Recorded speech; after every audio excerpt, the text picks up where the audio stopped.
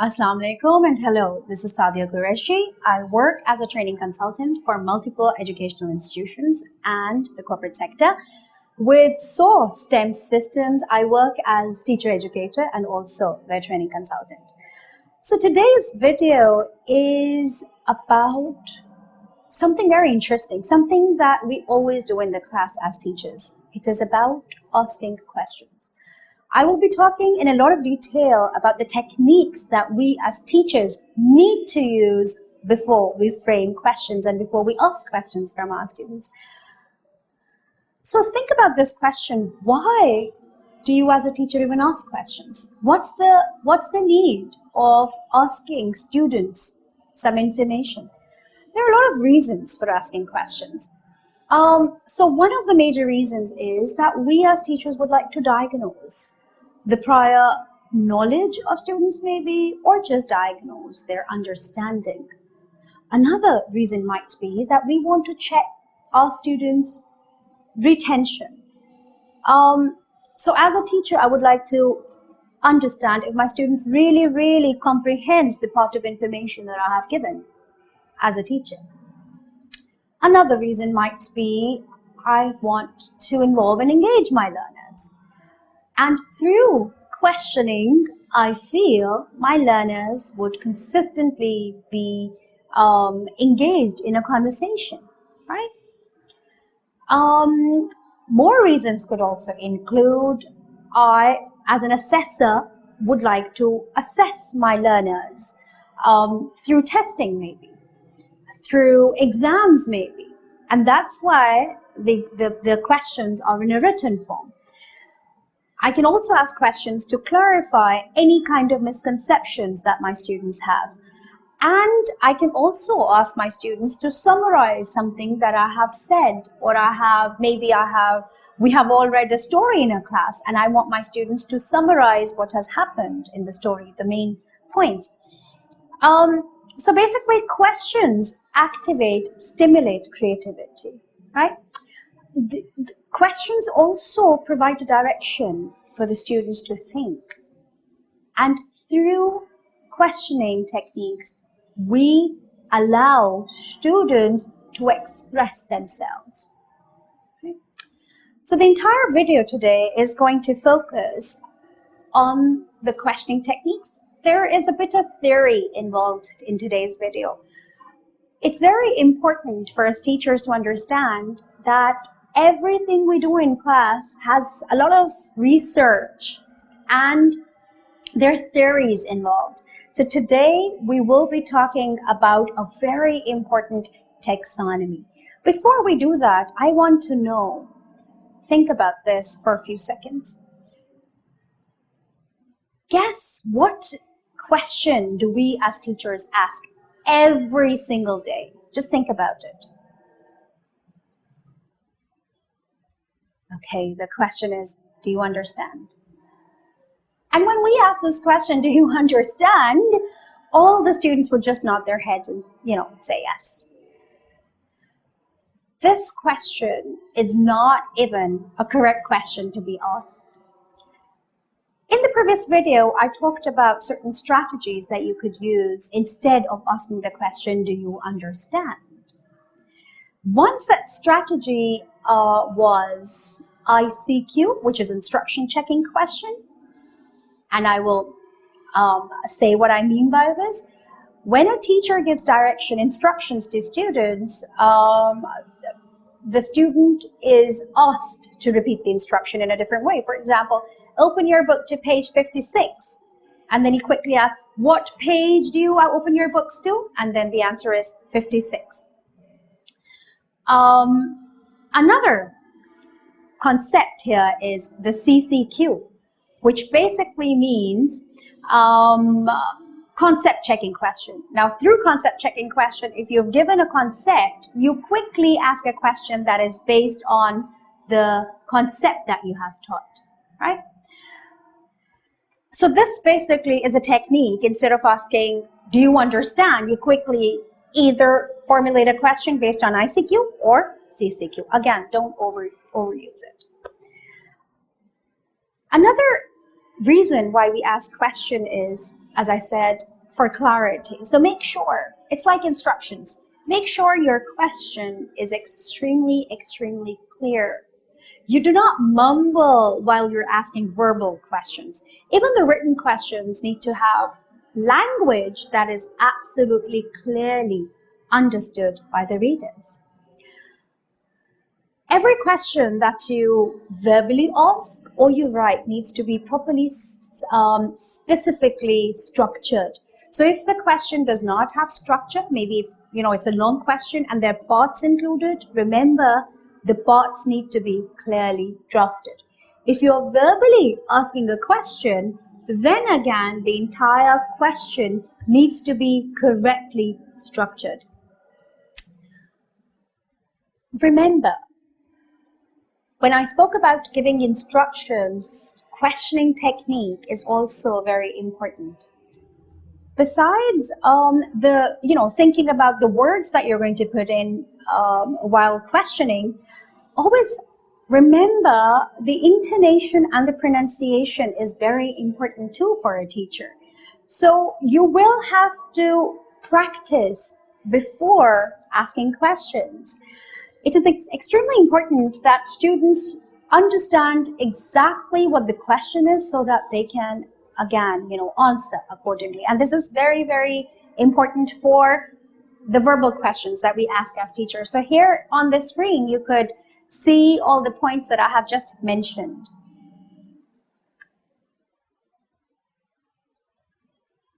Till now, I have been talking about why it is important for teachers to practice questions and clarity and the structure. I am now going to connect all this to something that is very important for us to understand as teachers. This part is about Bloom's taxonomy. Now, Bloom's taxonomy came up by Benjamin Bloom in around 1956. And Benjamin Bloom led a group of educational psychologists who defined levels of learning. They came up with different terminologies to explain that learning it has levels. And they also classified the levels of behaviors in learning.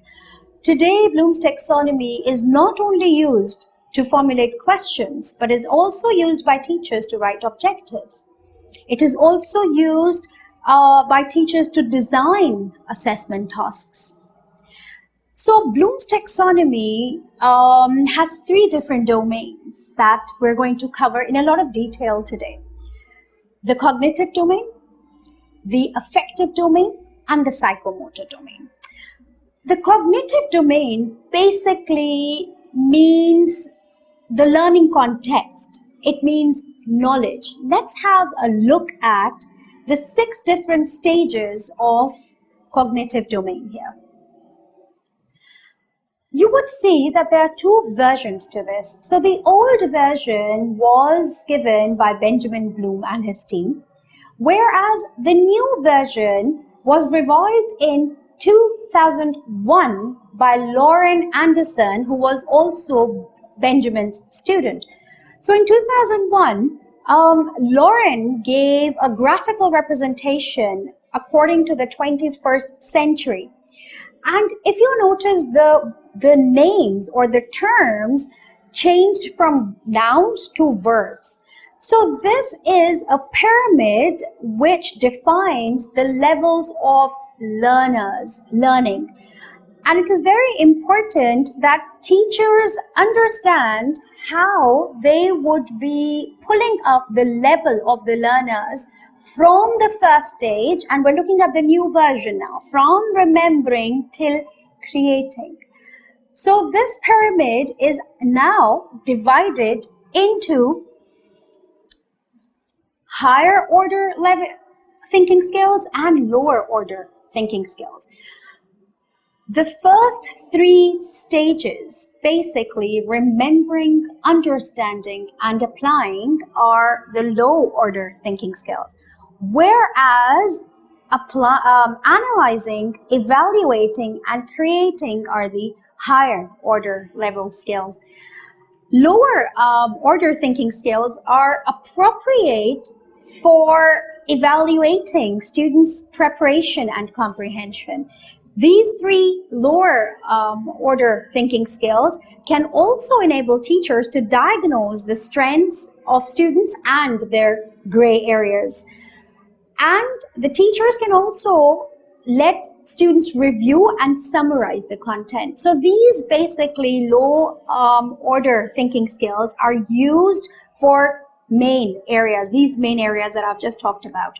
Whereas the high order thinking skills are appropriate for encouraging students to think more deeply and critically.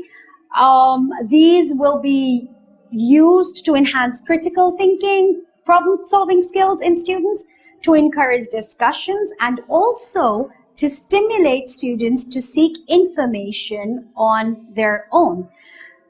So basically, when we talk about these skills and the types of questions, I will now also talk about and show you the different types of questions that you can put in under these categories.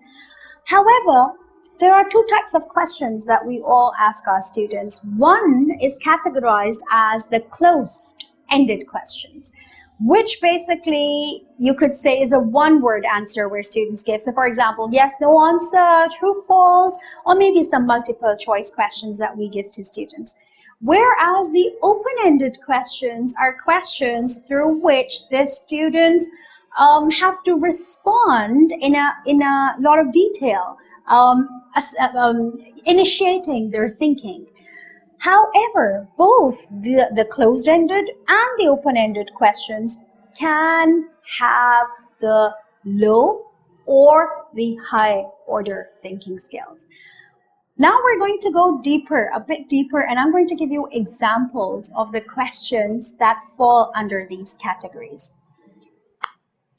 So now when you look at the slide here, you would see that I have explained this through the blooming orange, right? If you search a bit more on it, you would see that you will see a butterfly blooming, you would see a lot of different examples. However, if I look at this blooming orange, you would say that the first stage is remember. Different types of words can be used to assess the first stage of students, which is, the list goes on. You could say write, tell, find, describe, where the students are only assessed upon their memory, what they remember. Can they list down in order? Then the next stage is understand. To assess understanding, teachers can write questions, including words like discuss, explain, outline, or retell, restate. Then comes the applying stage, in which the teachers can use words like solve, examine, or complete, or illustrate. So remember, these three stages are the low order thinking skills. Moving on from these three, we have analyze, where teachers can use words like examine, investigate, explain, identify. And if you notice, the word explain is also used in understand. So again, it completely depends on the kind of question the teacher wants to ask. Then comes evaluate.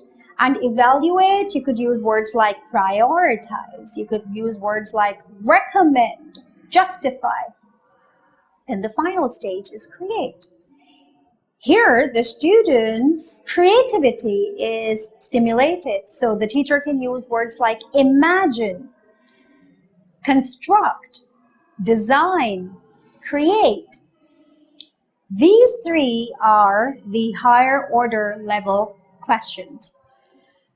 Now, over here, I have put some examples for your better understanding. If we look at the first one, the question says, and we're talking about the 6 stages now, right?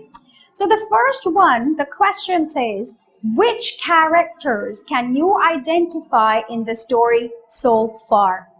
This is the remembering stage. The next question. How would you describe the teacher's role in this story? This is the understanding part.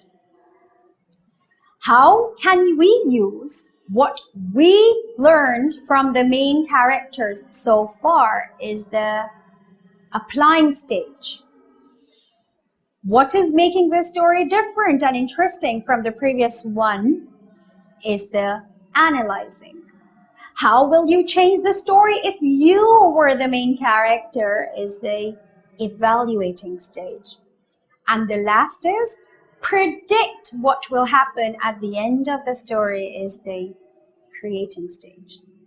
So which basically means that every stage of questioning is important. So here is the catch. Reflect upon yourselves as a teacher. Which stage of cognitive domain do you generally test? Most of us only stick to the first 3 stages, which are only the low order thinking skills.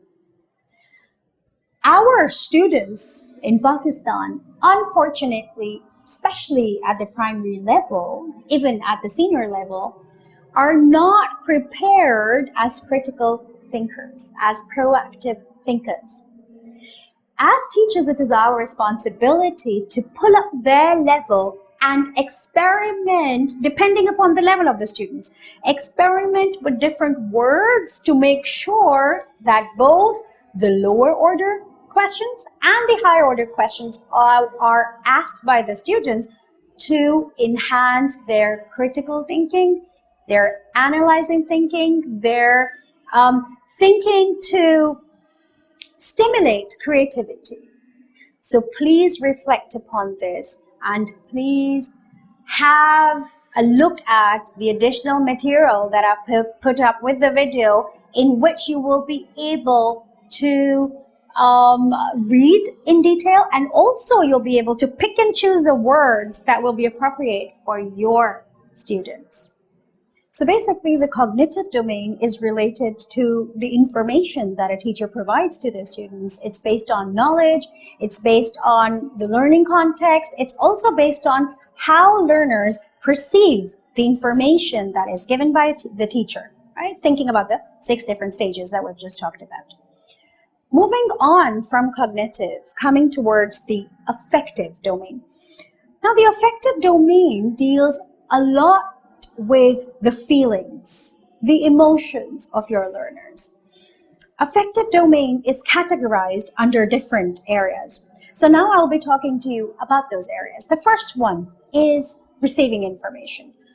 How do students receive information? So for example, there are 2 friends sitting and talking to each other. How does this friend who's a listener receive information with feelings? Does he empathize with his friend? Can he really relate to what his friend has been going through? So, how do you, as a learner, receive information and also react to it with a lot of feelings and emotions? Right? The second is responding to the situation. Now, responding to the situation is basically when there's a certain condition, and you as a learner are reacting to it. So for example, there's a group discussion going on in the classroom. How does every learner participate in that situation, in that discussion? How does a learner react in that particular given situation? So the second one is responding to a certain context, certain situation. The third, very important, is valuing. As human beings, what kind of value do we attach to something? How do we value relationships, for example?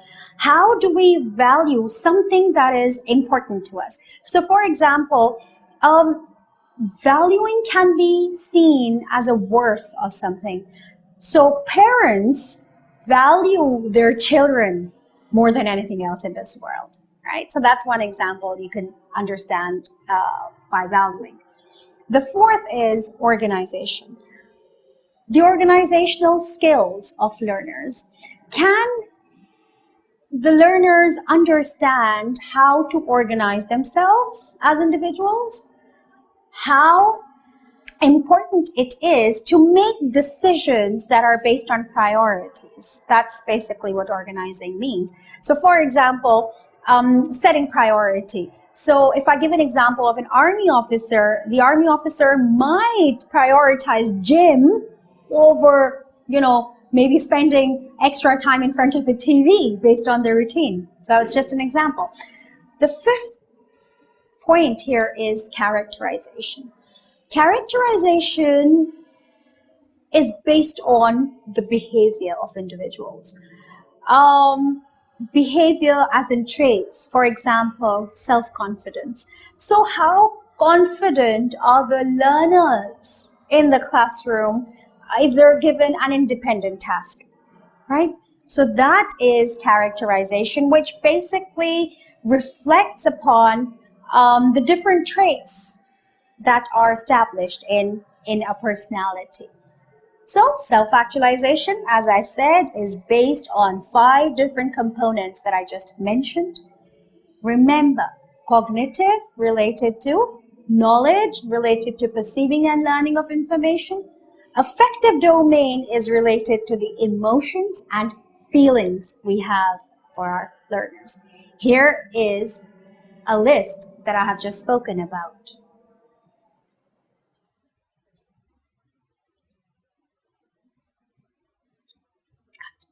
Coming to the third part of the domain, the learning domain, is the psychomotor domain. As the name suggests, this has to do with the motor skills of learners. Again, this is divided into a few parts. The first part is perception. So no matter how much you teach a learner, a young learner, that something is hot, unless and until the learner touches it, would never understand what hot really means, right? So perception is based on how a person perceives in a certain situation. So for example, taking up from this little kid who has just touched a cup of hot tea maybe, will not touch anything hot again, because now forever this kid remembers, okay, hot, if I touch something hot, I'm going to burn my hand, because there are consequences, right? So that's perception. The second one is set. Set basically means how a person reacts in a given situation. So for example, someone who's extremely motivated and convinced to move on will happily take up challenges and will happily like to take up new projects and new challenges in a given situation, right? The third is guided response. Now, guided response is the ability to behave in a certain context. For example, how students follow rules in class. What kind of consequences will they face in case a certain rule is broken? So guided response is how they comprehend something that is guided. Right? Mechanism is the fourth. Mechanism basically means it's coming up from guided response. So mechanism is the ability to act. For example, guided response might be following a certain direction, following a recipe, for example, right? Mechanism is to follow that recipe and create that scrumptious dish. So that creation is basically your mechanism, because that is polishing your skills. So whenever you want, you become an expert and you start cooking that, right? So because it becomes your skill. Moving on from this is complex, clear response. Complex, clear response is a bit complicated. It's It's a skill that learners form. So for example, typing without actually looking at the keyboard is an art, and you really have to practice for that. The next one is adaptation. As teachers, we have to think, how can we enable our learners to adapt in a certain situation? For example, when someone is driving in the mountains, what kind of speed is required to drive a car? When does a driver accelerate? When does a driver slow down the speed? That's adaptation. The last one is origination. Now, origination basically means how does a student form different thinking patterns. For example, a musician can create magic through his music. So he understands that music should be different in a sad situation. Music should be different in a thrilling situation. So origination basically means how to apply a certain skill in different contexts. So that's about the psychomotor domain.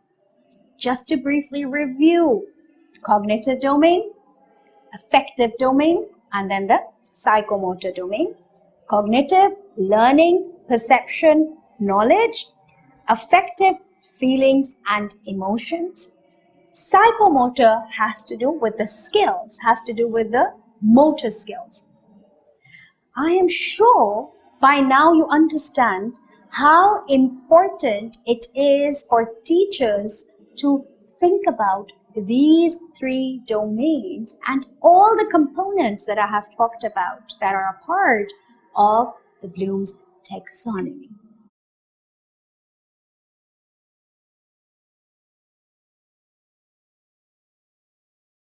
So till now, I have spoken to you in a lot of detail about the importance of forming questions, keeping Bloom's taxonomy in mind, keeping all the three domains of learning in mind. Now, I would like to talk to you about planning questions and why, as a teacher, it is important to plan the questions in advance instead of just going in the class and start shooting students with questions. So the first important point here is to define the purpose and the level of questions, keeping Bloom's taxonomy in mind. The second is the content of material through which you want to ask questions, define questions. Think about which material of a particular topic is important. Forget about the not so important, the unimportant part, and focus on the major component of that certain topic. Create a balance between closed-ended and open-ended questions. Again, reflect upon Bloom's taxonomy, thinking about the lower order thinking questions and the higher order. Scripting. Scripting is a technique in which the teachers go and write a question on the board even before asking that question, even before a certain piece of information is shared with the student.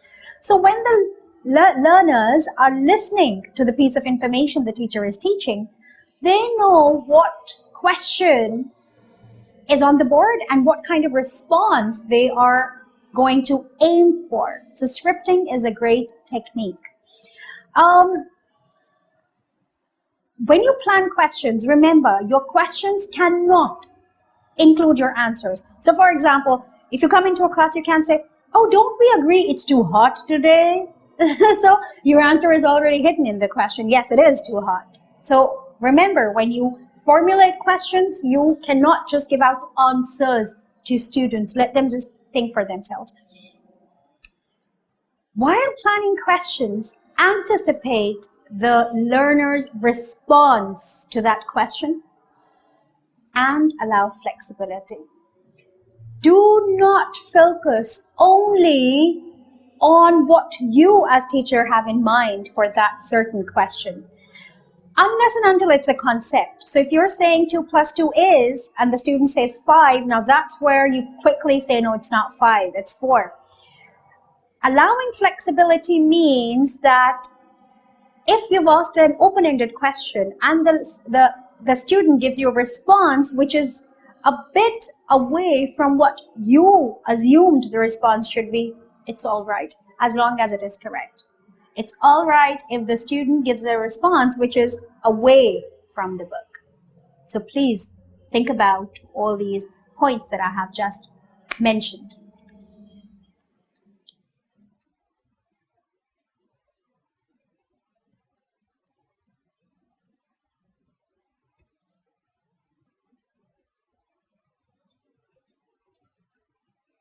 Cut करके ले आएं या वैसे ले आएं, whatever. Now comes the part where you have asked questions from the students. How do you as a teacher handle those responses? There are 3 things the student can do when you ask a question. Either the student will immediately respond to your question, or the student will ask further questions, and questions like, oh, do you mean to ask me da da da, or oh, I don't understand, can you please repeat, or something of that kind. The third thing a student can do is simply not reply and simply say, oh, I don't know, I don't know what you're saying, and have no answer. So there are 3 things a student can do in order to reply to your question. So what strategies should you as a teacher use to handle the responses that you get from students? The first important strategy is you reinforce what the student has said to you as a reply to your question. So reinforce basically means you either nod through your non-verbal communication and smile, give a thumbs up, or say, oh, no, not really, or add more. So you're using a lot of body language to make sure that students are responding, or you are agreeing or disagreeing to the response they have given. You could also use little words like, well done, that's interesting, brilliant. So the student feels motivated and feels that, I'm on track and I know, this is the right answer. The second technique you could use is probing. Now probing, if you remember, I spoke about the role of a teacher as a prompter. Probing basically means that you've asked a question, the student has somewhat replied, and you frame another question related to the same topic. And the student replies again, and you have another question. So basically, it's more of a discussion.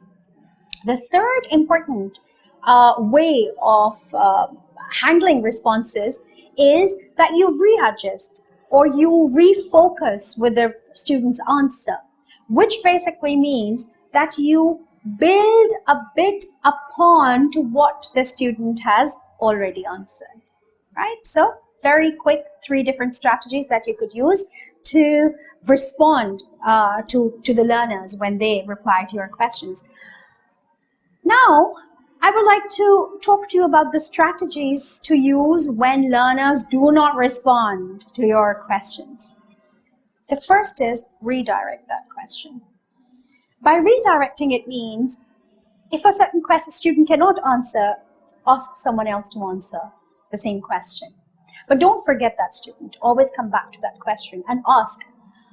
Through CCQ, ask that student what the friend has already said so that he can reinforce or reply to the same question, right? Immediately understanding is checked.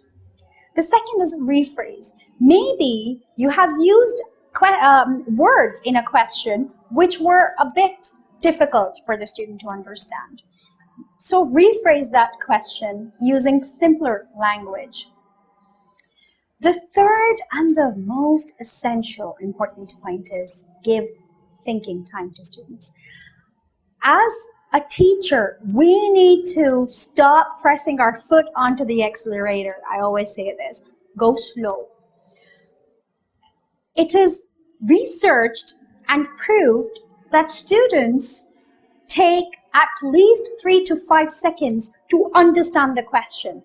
And once they understand the question, they need thinking time to respond to that certain question. It has been researched that teachers who give thinking time to their students end up getting better responses, more developed responses, more thought-provoking responses. So please remember, as a teacher, forming questions is very important. And today's video has given you a lot of insight on how to form questions, the different levels you're going to keep in mind while forming questions, how to react to students while they're not answering, how to react to students when they do answer questions. Please maintain your learning log. Think about your learning outcome from the workshop. If there are any questions, email us the questions, discuss with your heads, and we'll be very happy to support you. At the end, I would just like to say to you, good teachers are the reason why ordinary students dream to do extraordinary things.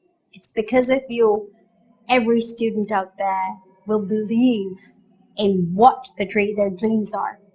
Please do not crush their dreams with your aims. Lift them, elevate their level of understanding, and let them become critical thinkers and distributors of our society. With this, I wind up the session. Thank you so very much for watching me. Have a great day ahead.